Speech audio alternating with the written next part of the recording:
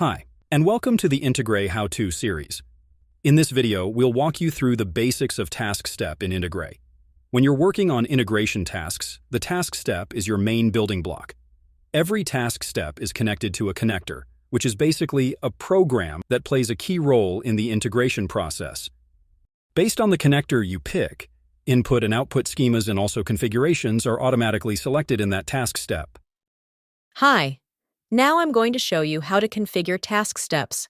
To get started, click on the Add button in the upper right corner. This will create a new task and take you to the Task Design Editor. Then, click on the Add First Step button. The first thing you'll see is a connector selector, where you'll pick your connector for that first step.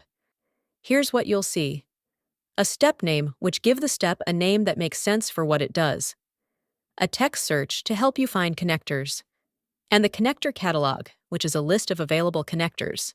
To choose a connector, just find the one you want. Check it using the button on the right, and then hit the Add Step button. Now you've got your first step. As soon as the first task step shows up in the editor, you'll probably spot a few red warning messages. Don't worry, that just means the step isn't fully set up yet. To fix this, click the pencil icon in the top right corner of the task step to open the editor and start configuring. To provide a more seamless experience, I created a task off-screen to clearly demonstrate how everything functions in practice. Now, let me show you how it all works. Inside the task step editor, you'll notice a few different sections. Step title, where you name your task step; step configuration, where you handle the settings for the step; and input-output mapping, which manages how data comes in and goes out; and the configuration editor, which fine-tunes the details of the step. For naming your task step, the default name is step, followed by a hashtag and the step number. But you should replace that with a specific name that describes the step. This makes it easier to understand what's happening at each point in the process. For example, in this step, we are preparing a JavaScript file for the JSON to Excel converter, so the name will be JSON for Excel converter. Depending on the type of connector you use, you'll have different options for input, output data, and configurations. If you ever need to change connectors, you can do this by clicking on the connector name, then typing the name of the connector you want and selecting it. Some input or output schemas can be predefined or can be empty, because not all connectors need input schemas. For example, the delay connector does not require an input schema. Connectors get updated often, and you might find that there are multiple versions available. Whenever you add a new connector, it automatically uses the latest version. But if you need to change versions, just click on the connector's version number to see what's available and confirm your choice. Regarding connector actions, some connectors allow you to pick different actions. For example, in the Advanced REST API connector, you can choose between base64, JSON, or text. Depending on what you need to do, once you select an action, the system will adjust everything automatically. If you need to test your setup, you can switch to debugging to fine-tune and troubleshoot. You'll learn more about this function in one of the upcoming videos. The next setting is Agent. There are two types of agents. The first is the background agent, which is the default option used for task steps that do not require access to external or remote resources. It operates entirely within the platform's environment. The second is the remote agent, which is used when a task step needs to interact with external or remote resources. You can also set settings like timeout, which sets how long the step can run before it's marked as failed. Next is data checkpoints, which sets how many versions of saved data you want to keep. The data snapshot defines when the data structure is stored in the database, with options like never, where data is never stored; on error, where data is stored only if a step fails; and every time, where data is stored after every step, though this is not recommended in production due to large file sizes and potential performance issues. Empty output handling is for when a step produces no data. The task can either continue to the next step regardless or stop the execution entirely.